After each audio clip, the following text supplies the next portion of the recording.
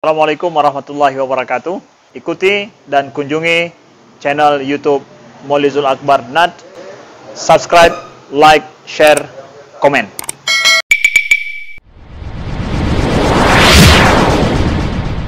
Assalamualaikum warahmatullahi wabarakatuh. Innal hamdalillah nasta'inuhu wa nastaghfiruh wa na'udzu bihi min shururi anfusina wa min sayyiati a'malina. Man yahdihillahu fala mudilla lahu wa man yudlil fala hadiya lahu. Asyhadu an la ilaha illallah wahdahu la syarika lahu wa asyhadu anna Muhammadan 'abduhu wa rasuluhul karim. اللهم صل وسلم على نبينا المصطفى محمد وعلى آله وأصحابه أجمعين. أما بعد، رب اشرح لي صدري ويسر لي أمري واحلل عقدة من لساني يفقهوا قولي. Segala puji bagi Allah, kaum yang salawat dan salam kepada Rasulullah, pada keluarga Rasulullah sahabat-sahabatnya. Bapak Ibu jemaah salat maghrib dan isya yang Allah muliakan insyaallah, kita masih berada di dalam bab fadilah menunaikan zakat. Di pertemuan yang lalu kita sudah membahas bahwa menunaikan zakat dapat membersihkan jiwa dan harta, membersihkan jiwa, membuat hati bersih, mendekat ke Allah, bersih dari hati yang kotor, dari rasa hasad dan dengki. Itu pemberian Allah. Membersihkan harta, karena di dalam harta ada milik orang lain, yaitu milik fakir dan miskin. Dengan menunaikan zakat, kita telah mengeluarkan hak-hak orang miskin yang bercampur di dalam harta kita. Itu maksud membersihkan harta. Dan yang terakhir kita sedang bahas tentang fadilah berikutnya, yaitu orang-orang yang menunaikan zakat telah menjauhkan dirinya dari siksa api neraka. Allah Subhanahu wa taala telah menggambarkan bahwa ada siksa yang Allah telah ceritakan dalam Al-Quran kepada orang yang tidak membayarkan zakatnya. Hari ini akhirat adalah cerita, dunia adalah nyata. Nanti ketika kita telah meninggal dunia, maka akhirat menjadi nyata dan dunia menjadi cerita. Jadi ketika di akhirat, bahkan dari alam barzakh, kita mulai bercerita sesama kita, perjuangan kita menampakkan kaki ke masjid, perjuangan kita mengeluarkan harta zakat, perjuangan kita menafkahi anak dan istri. Itu semua jadi cerita. Namun hari ini, inilah kenyataannya. Kejamaah Allah, cerita Allah yang sudah kita bahas yang pertama, yaitu mereka yang tidak membayarkan zakatnya nanti di akhirat akan disetrika di dahi mereka, di lambung dan di punggung mereka. Itu yang telah kita bahas. Jadi orang-orang yang tidak mau membayarkan zakat, maka tunggu disetrika oleh Allah. Allah kalau sudah mengatakan sesuatu, la yukhliful mi'ad, Allah tidak akan melanggar janji sama sekali. Jadi semua isi Al-Quran itu hanya kata-kata, namun semuanya adalah fakta yang akan terjadi. Jadi Allah kalau mengatakan, menceritakan azab, itu bukan maksud Allah ingin mengatakan bahwa di antara kalian wajib terkena azab. Jadi bukan bermaksud mengatakan ini neraka, jangan sampai rugi dicipta, harus ada isinya. Itu bukan ke situ maksudnya. Tapi Allah ingin mengatakan ini neraka, siksanya begini, menjauhlah dari neraka ini. Kita sudah gambarkan minggu yang lalu, Lembu saja tahu menjauh dari api. Lembu saja tahu menjauh dari api. Masa kita tidak tahu menjauh dari api? Makanya Allah katakan mereka seperti binatang ternak, balhum adall, bahkan lebih buruk daripada binatang ternak. Jadi benar-benar Allah akan setrika dari lempengan yang diambil dari neraka. Jadi disetrika di sekujur tubuh. La yamut wa la yahya, tidak mati, tidak hidup. Itu tipe siksaan di neraka.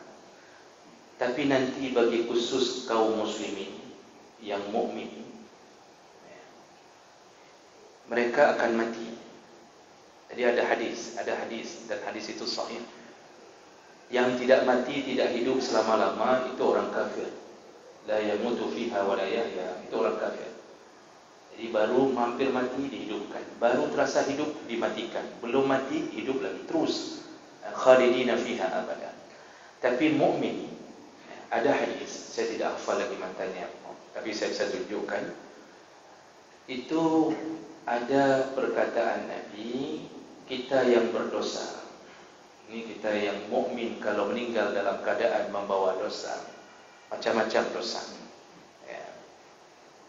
Membawa hutang untuk mati, itu dosa. Kalau sudah selesai siksa, dicocokkan dengan berapa besar dosa, maka dia dimatikan oleh Allah. Khusus mukmin dimatikan. Jadi menjadi arang di dalam neraka, tidak lagi merasakan azab, menjadi arang dalam neraka. Nah, selesai siksa, sudah cocok dengan pembalasan siksa, lalu kemudian baru diangkat menuju ke neraka Allah.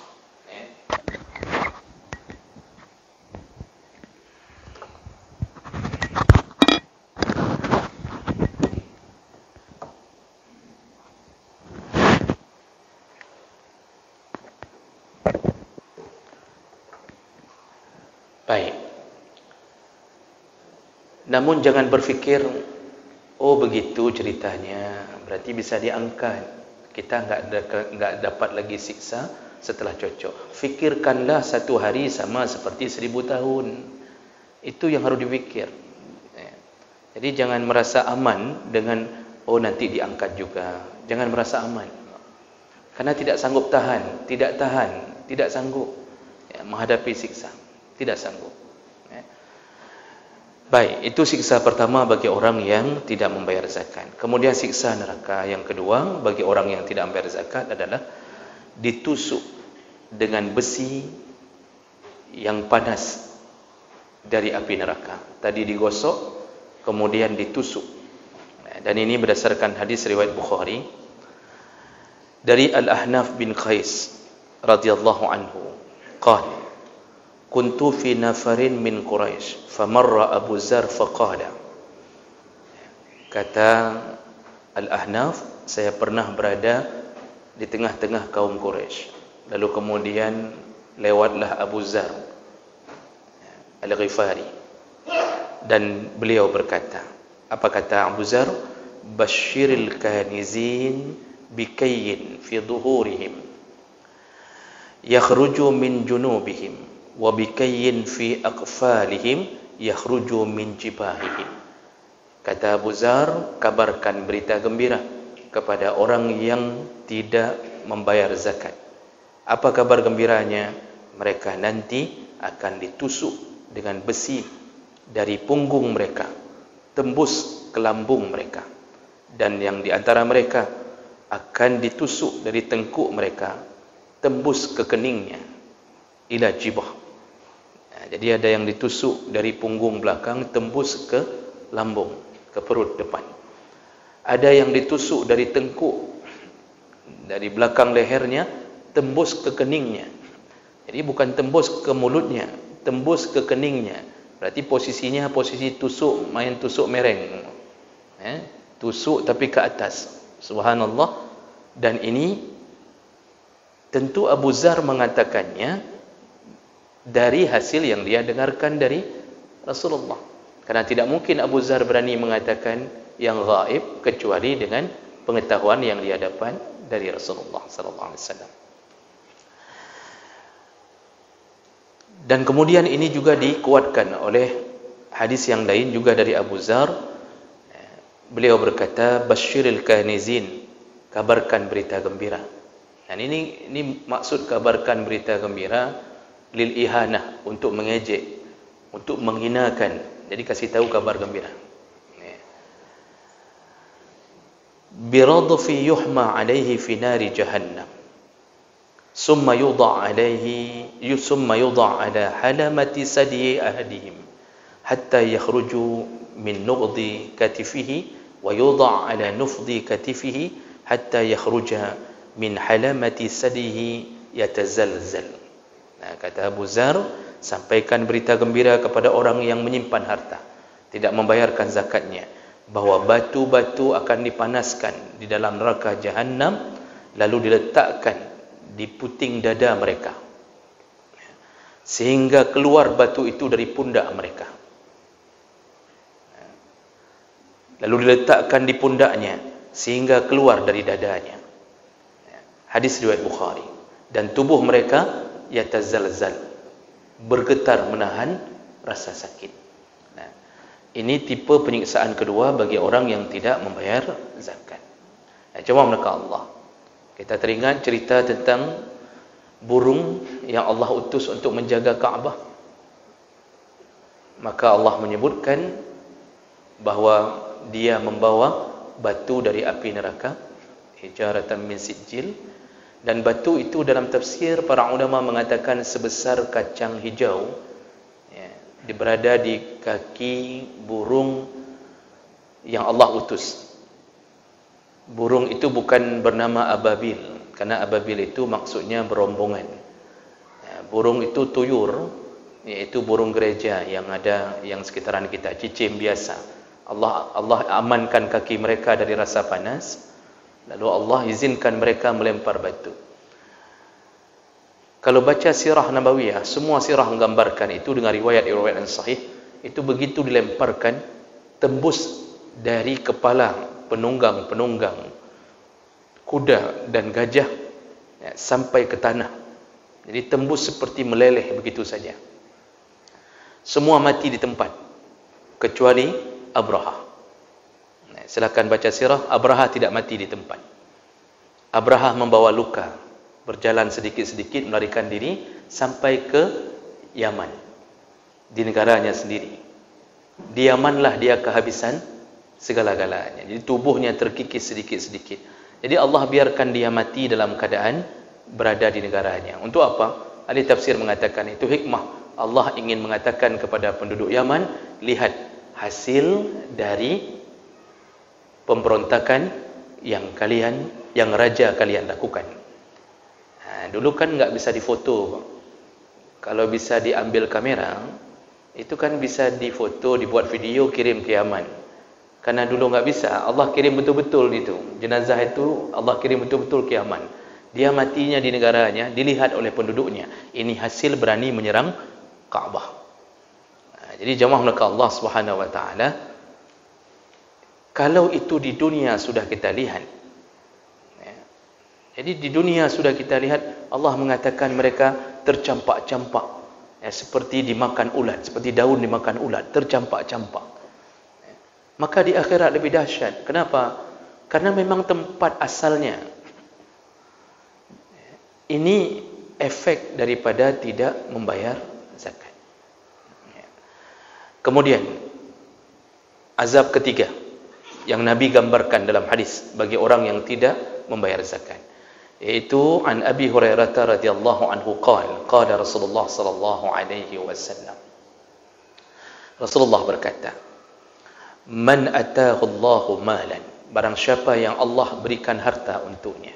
Nah, ini kalimat frasa pertama, yang Allah berikan harta. Jadi fahamilah bahawa yang kita dapat itu Allah berikan. Yang kaya-kaya hari ini itu Allah yang berikan. Yang punya perusahaan, punya bisnis, itu semua datang dari Allah. Falam yu'addu zakatahu, dan mereka tidak membayarkan zakatnya, musila lahu maluhu yaumal qiyamah syuja'an aqra lahu zabibatan. Nanti semua harta yang mereka tahan, Allah akan jelmakan harta itu menjadi seekor ular jantan aqra. Aqra itu yang kulit kepalanya rontok karena terlalu banyak bisa, sampai merontokkan kulit kepalanya sendiri, kata Rasulullah. Nah, kemudian lahu zabibatan, di dua sudut mulutnya mengeluarkan busa. Jadi karena mau tumpah itu racun, sampai terus-terusan mengeluarkan racun dari dua bibirnya, dari ujung dua bibirnya. Lalu kemudian yutawwaqahu yaumal qiyamah, itu nanti digantungkan di lehernya, yaitu leher orang yang tidak membayar zakat di hari kiamat. Summa ya'khuzu bil hazamatai, bihazamatai yakni bisidqai. Lalu kemudian ular itu mematuk dengan kedua mulutnya. Summa yaqul, lalu dia berkata, jadi ular itu berbicara mengatakan, ana maluka, ana kanzuka, akulah hartamu di dunia, akulah yang engkau simpan di dunia.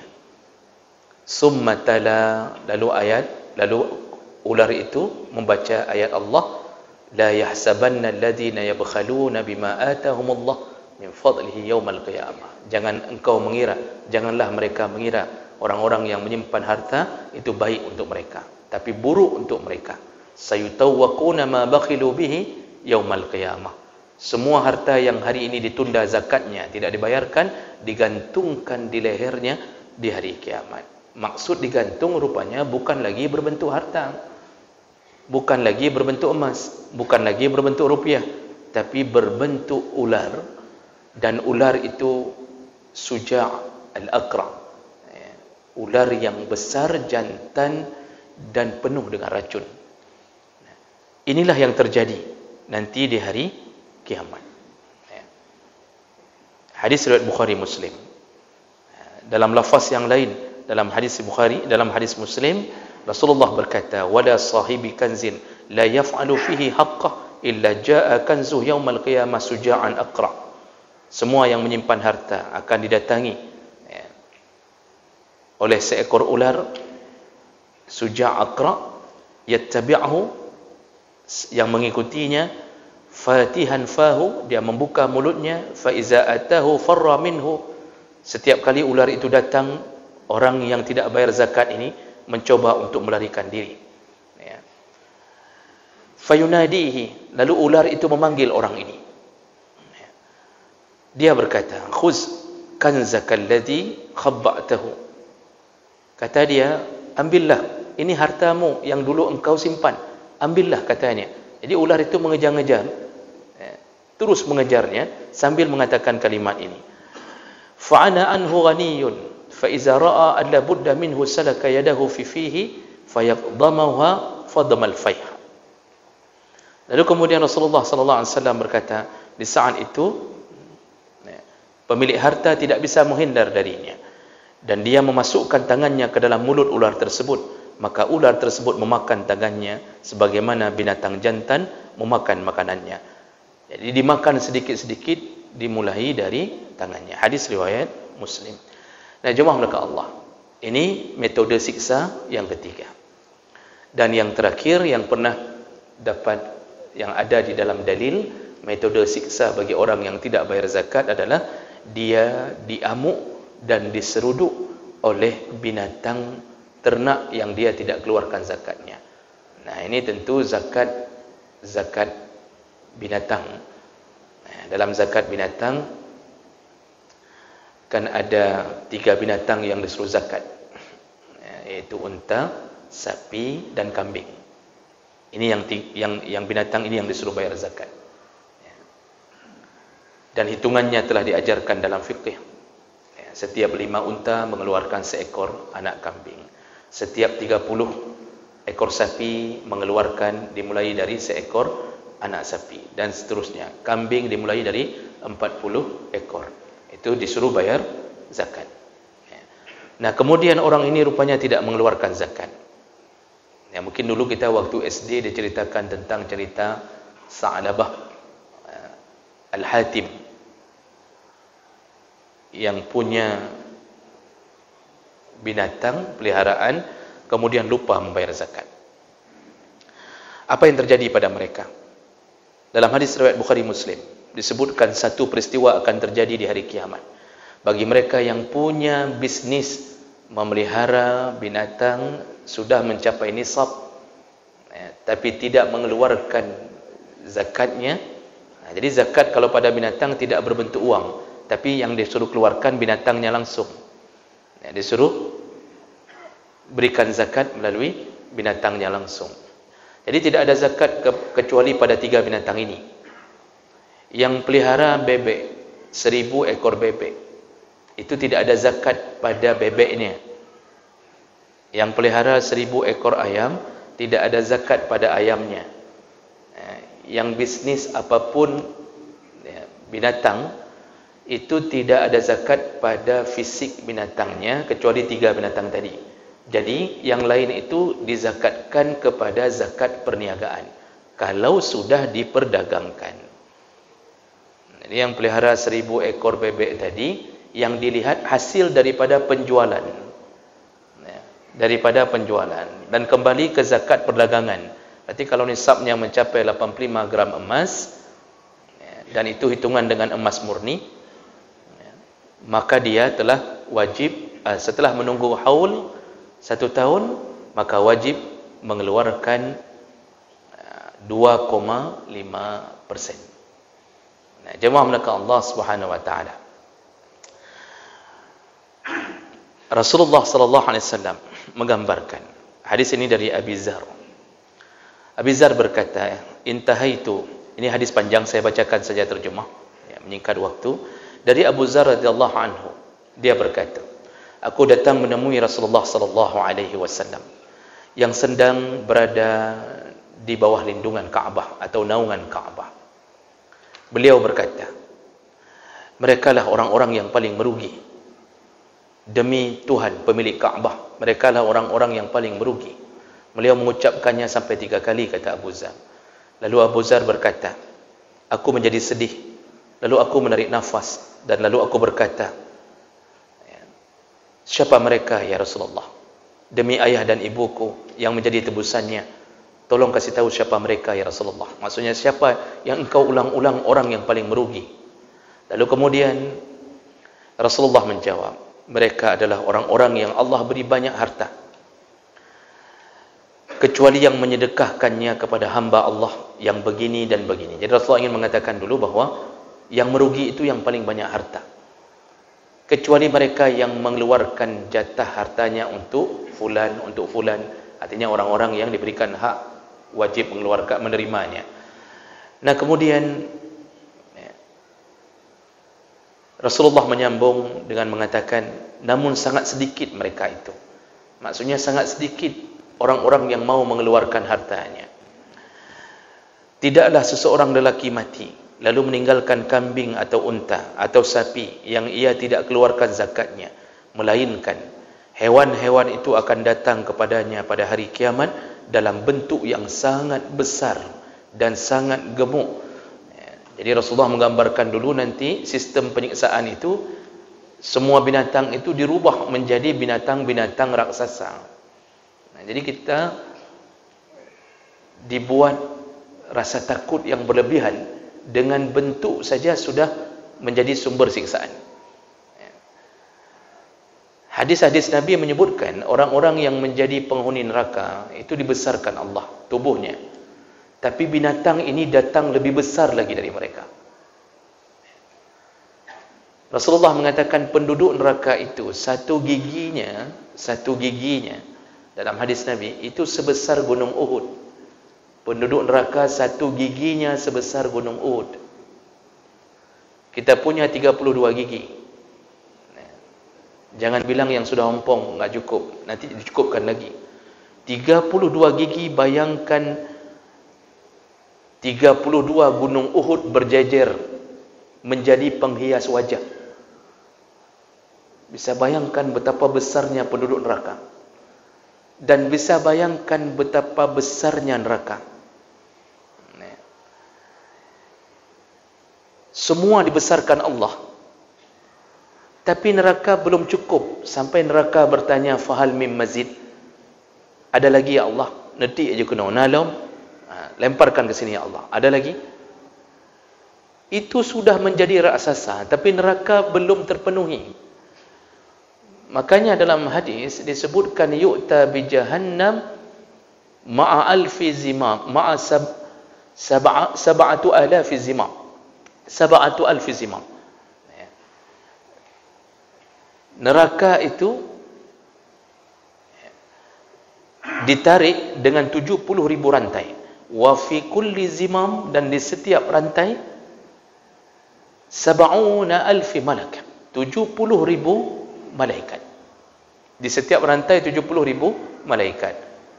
Maka jumlah malaikat yang menarik Jahannam 4,900,000,000 malaikat untuk menarik Jahannam.